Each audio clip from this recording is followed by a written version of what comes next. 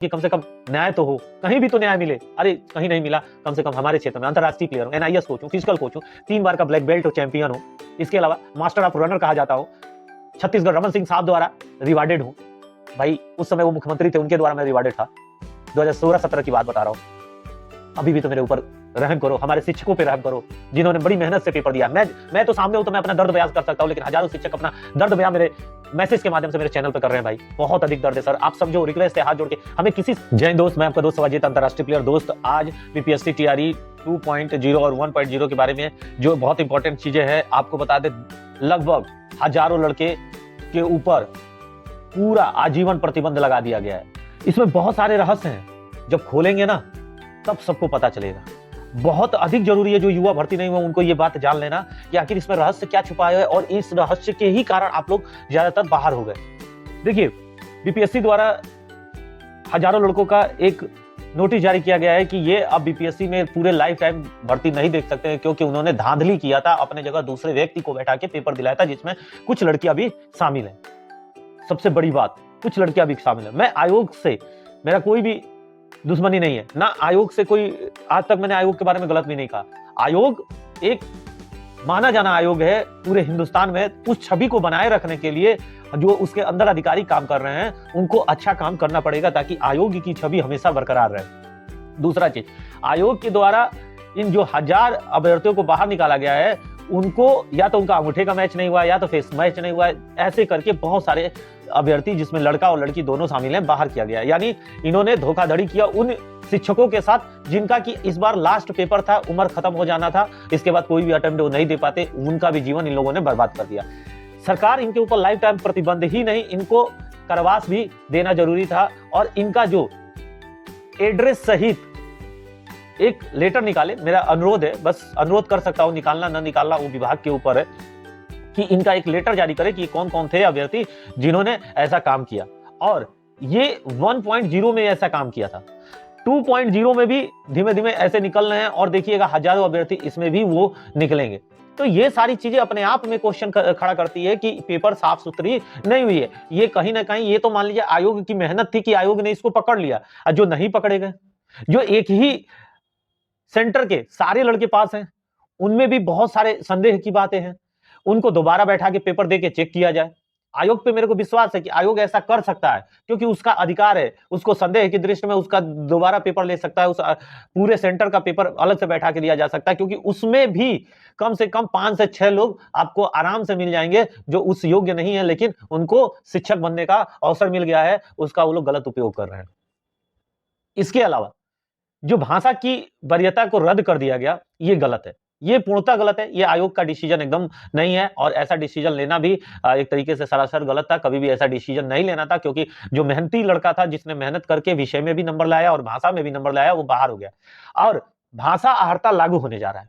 जैसे भाषा अहर्ता लागू हो जाएगा, 2 तारीख को सभी लोग, हम लोग कोर्ट जा रहे हैं, लेकिन हम भी जा रहे थे कोर्ट, लेकिन जब मेरे अपने वकील साहब से बात हुआ है, तो वकील साहब ने कहा है कि देखिए, आप दूसरे स्थान पे हैं, बिना यहाँ उपस्थिति के कोई भी कोर्ट में अर्जी नहीं डाला जा सकता है, तो आपको उपस्थित होना जरूरी है। और आप लोग जानते हैं कि मैं यहाँ से जा नहीं सकता, मैं छुट्टी लेने का भी बार बार प्रयास किया, नहीं मिल रही है। कल भी प्रयास करूंगा कि मेरे को कैसे भी यहाँ से कैंप से छोड़ दिया जाए, ताकि मैं जाके अपना वहां अपनी नौकरी के लिए लड़ सकूं, क्योंकि एक नौकरी हमारे घर को, हमारे परिवार को आगे बढ़ा सकता है। हम बहुत अमीर परिवार से नहीं है, बहुत गरीब परिवार से खेलते हैं, इसलिए कैंप में है।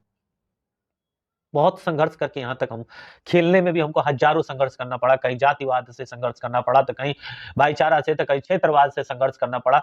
सारे चीज से हम लड़ते रहे हैं अभी तक। ये सारे दर्द हैं, मैं यही दर्द झेल के आगे बढ़ रहा हूं, और मैं चाह रहा हूं कि कम से कम न्याय तो हो, कहीं भी तो न्याय मिले। अरे कहीं नहीं मिला, कम से कम हमारे क्षेत्र में अंतर्राष्ट्रीय प्लेयर हूँ, NIS कोच हूँ, फिजिकल कोच हूँ, 3 बार का ब्लैक बेल्ट और चैंपियन हूँ, इसके अलावा मास्टर ऑफ रनर कहा जाता हूँ, छत्तीसगढ़ रमन सिंह साहब द्वारा रिवार्डेड हूँ। भाई उस समय वो मुख्यमंत्री थे, उनके द्वारा मैं रिवार्डेड था। 2016-17 की बात बता रहा हूँ। अभी भी तो मेरे ऊपर रहम करो, हमारे शिक्षकों पे रहम करो, जिन्होंने बड़ी मेहनत से पेपर दिया। मैं तो सामने हूं तो मैं अपना दर्द बयान कर सकता हूं, लेकिन हजारों शिक्षक अपना दर्द बयान मेरे मैसेज के माध्यम से मेरे चैनल पे कर रहे हैं। भाई बहुत अधिक दर्द है सर, आप समझो, रिक्वेस्ट है हाथ जोड़ के, हमें किसी से लड़ाई नहीं है, ना सरकार से लड़ाई है, ना आयोग से लड़ाई है। बस आयोग से यही कहना है कि हिंदी वरीयता को जो शून्य कर दिया गया था, और यहां तक 102 नंबर मैथ में मेरिट जाना एक बहुत बड़ी बात हो जाती है। और अगर 102 नंबर अगर कोई लड़का मेरिट लिस्ट में ले आता है 120 में, इसके मतलब है कि वो आईएएस पीसीएस बनने के काबिल है, तो वो शिक्षक क्यों बन रहा है? आज तक उसने आईएएस पीसीएस का अपनी काबिलियत क्यों नहीं दिखाया, या उसको अलग से बैठा के पेपर ले दिया जाए? इतना अधिक कटिंग आना बहुत अपने आप में संदेह पैदा करता है सर। देखिए, मैं किसी के ऊपर, मैं जानता हूं सर, आप एक ऊंचे पद पे हैं, वहां से नीचे हर किसी को नहीं देख सकते, लेकिन सर कम से कम इसकी प्रॉपर जांच करिए सर। आपके हाथ में सब कुछ है, इसका जांच करके इस भर्ती को रद्द करके दोबारा पेपर लीजिए सर। रिक्वेस्ट है, हजारों टीचरों का रिक्वेस्ट है सर, मैसेज में जाके देख लिया, मैं बार बार बहुत सारे दर्द भरे मैसेजों को भी आपको डाल रहा हूं सर।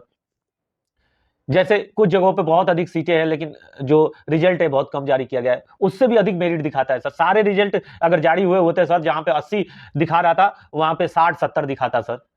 सर रिक्वेस्ट है, हम रिक्वेस्ट कर रहे हैं, हमारे सभी, हमारे दोस्त, हमारे यार, हमारे शिक्षक, सभी लोग, हम लोग रिक्वेस्ट कर रहे हैं कि हम लोग एक अच्छी शिक्षा देकर बिहार को उज्जवल भविष्य बना सकते हैं, बिहार की एक अच्छी रोशनी बन सकते हैं, बिहार के युवाओं के लिए एक प्रेरणा के स्रोत बन सकते हैं सर। बीपीएससी का बहुत बड़ा नाम है सर, उसको उसको डूबने नहीं देना है सर। प्लीज सर, रिक्वेस्ट है अभी भी सारे शिक्षकों का कि इस पे सही जांच किया जाए सर। इतना सारा पॉइंट मैं लेके आ चुका हूं सर, अभी तक आपके पास हजारों पॉइंट लेके आ चुका हूं, अनेकों आवाजें उठ रही हैं सर। इसके अलावा 4 ऑप्शन की जगह आप लोग ने 5 ऑप्शन दिया, उसके बाद कहा भाषा के वरीयता को शून्य कर दिया, उसके बाद आपने जितनी सीटें थी उससे कम सीटों पे रिजल्ट निकाला।